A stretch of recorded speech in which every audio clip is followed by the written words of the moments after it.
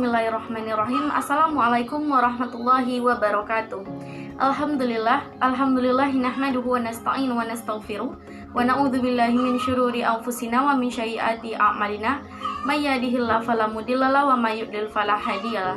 Asyhadu alla ilaha illallah wa asyhadu anna Muhammadan abduhu wa rasuluh la nabiyya ba'da amma ba'du. Baiklah, pada video kali ini untuk melengkapi tugas mata kuliah Tafsir Manajemen Dakwah, kami dari kelompok 4 akan menjelaskan tentang pengawasan menurut Al-Quran.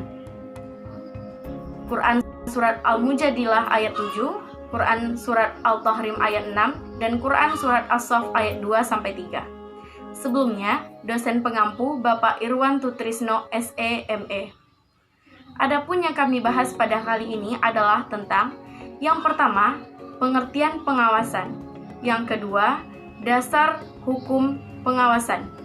Yang ketiga, fungsi dan tujuan pengawasan. Baiklah, langsung saja kita masuk ke poin yang pertama, yaitu pengertian.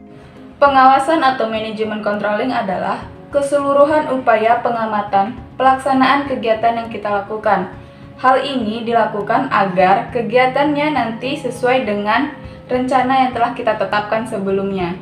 Manajemen controlling ini juga merupakan proses penentuan apa yang sedang dicapai, seperti standar apa yang sedang dilakukan, kemudian menilai pelaksanaan, dan bila perlu melakukan perbaikan sehingga pelaksanaan sesuai dengan rencana, di mana nantinya akan selaras dengan standar.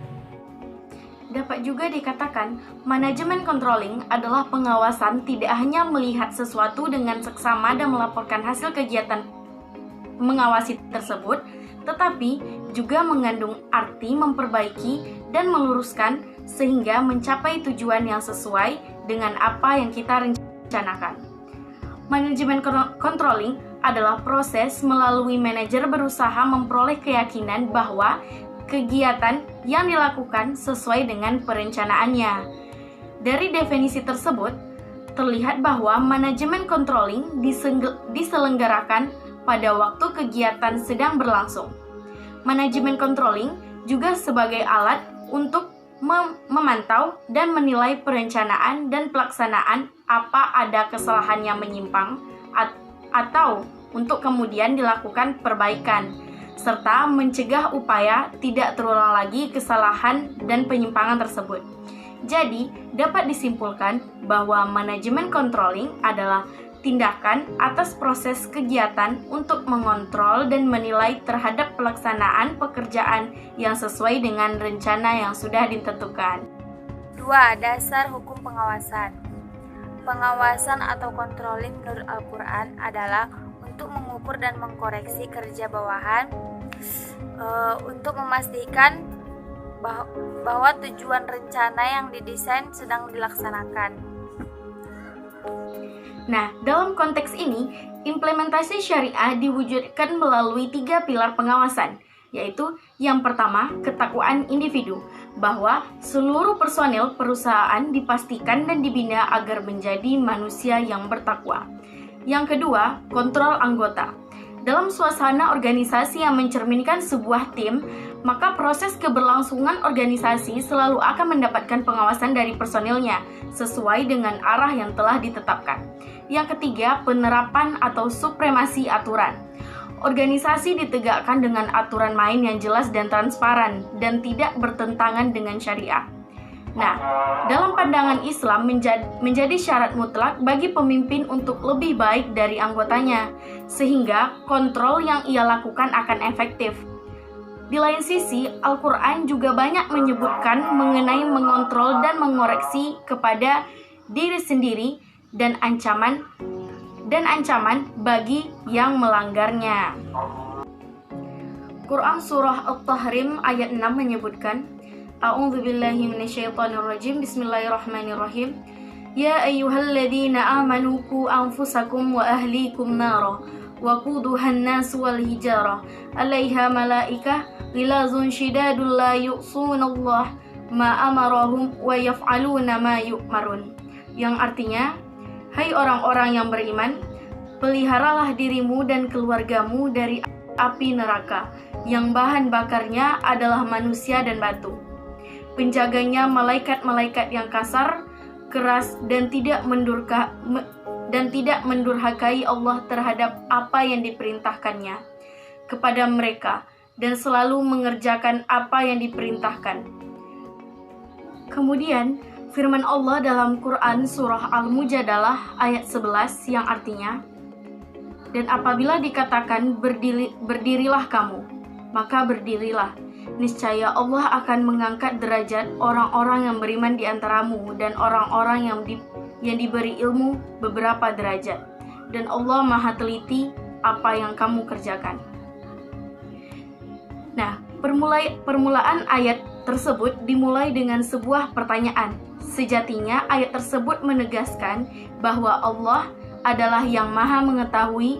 Apabila ada pembicaraan yang dilakukan oleh 3 orang, maka Allah adalah orang yang keempat. Apabila ada 4 orang, maka Allah adalah yang kelima. Begitulah seterusnya. Allah akan mengabarkan kepada mereka tentang hari kiamat, karena Allah Maha mengetahui.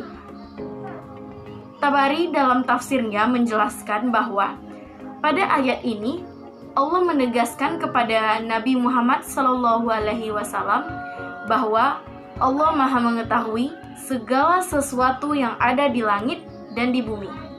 Segala sesuatu yang meliputi hal terbesar dan terkecil sekaligus. Dengan pengetahuannya, Allah tidak pernah luput dari perbuatan orang-orang kafir. Di lain sisi, dalam konteks ayat ini, sebenarnya sangat cukup sebagai konsep kontrol yang sangat efektif untuk diaplikasikan di kehidupan. Para pelaksanaan institusi akan melaksanakan tugasnya dengan konsisten sesuai dengan sesuatu yang diembannya. Bahkan lebih-lebih meningkatkan semangat lagi karena mereka menganggap bahwa setiap tugas harus dipertanggungjawabkan. Dan yang paling utama adalah kepada Sang Khalik. Karena Sang Khalik mengetahui segala yang diperbuat oleh makhluknya. Kita masuk ke poin yang ketiga, yaitu fungsi dan tujuan pengawasan. Apa sih fungsi dan tujuan pengawasan? Nah, secara spesifik, fungsi controlling dalam aktivitas sebuah organisasi diantaranya, yang pertama, meningkatkan akuntabilitas, dan yang kedua, merangsang kepatuhan pada kebijakan, rencana, prosedur, peraturan, dan ketentuan yang berlaku. Yang ketiga, melindungi aset organisasi. Dan yang terakhir atau yang keempat, pencapaian kegiatan yang ekonomis dan efisien.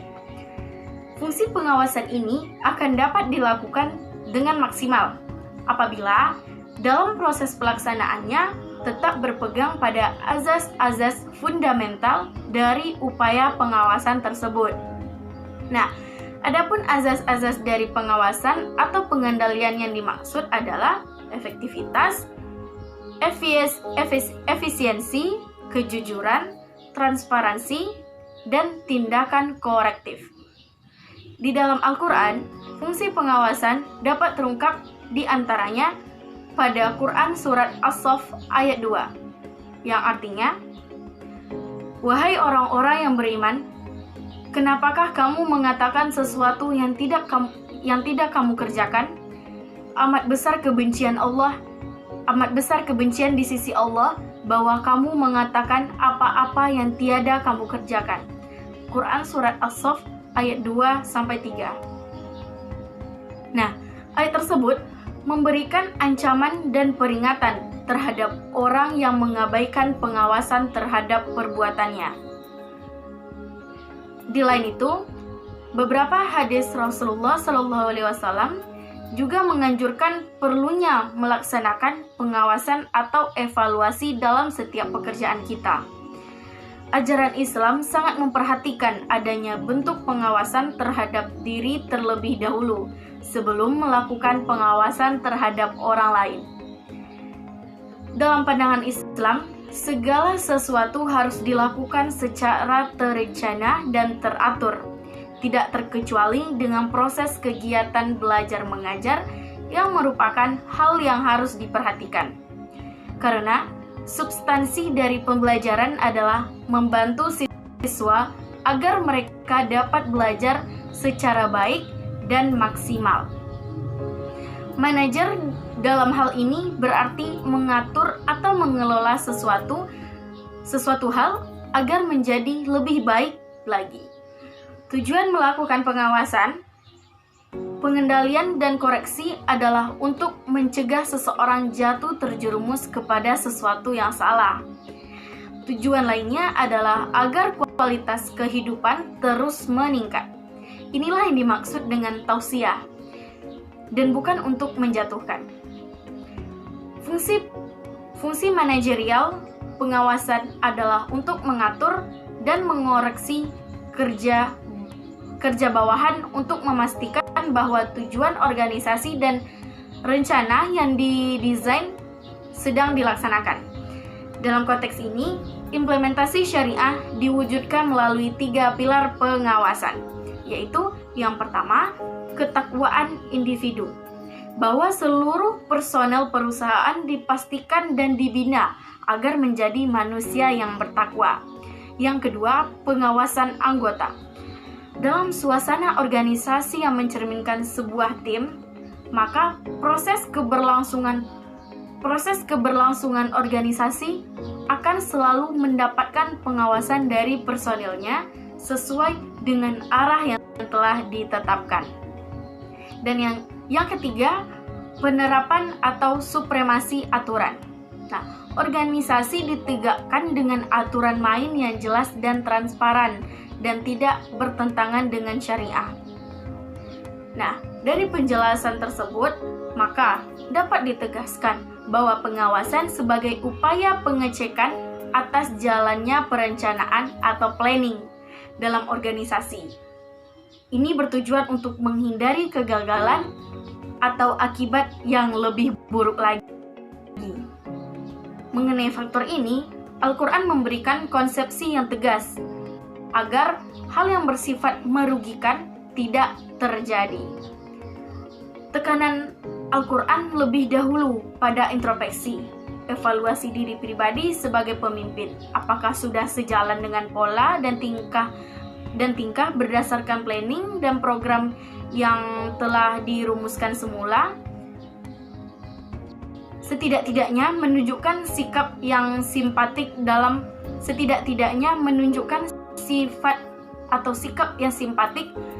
menjalankan tugas. Nah, selanjutnya mengadakan pengecekan atau memeriksa.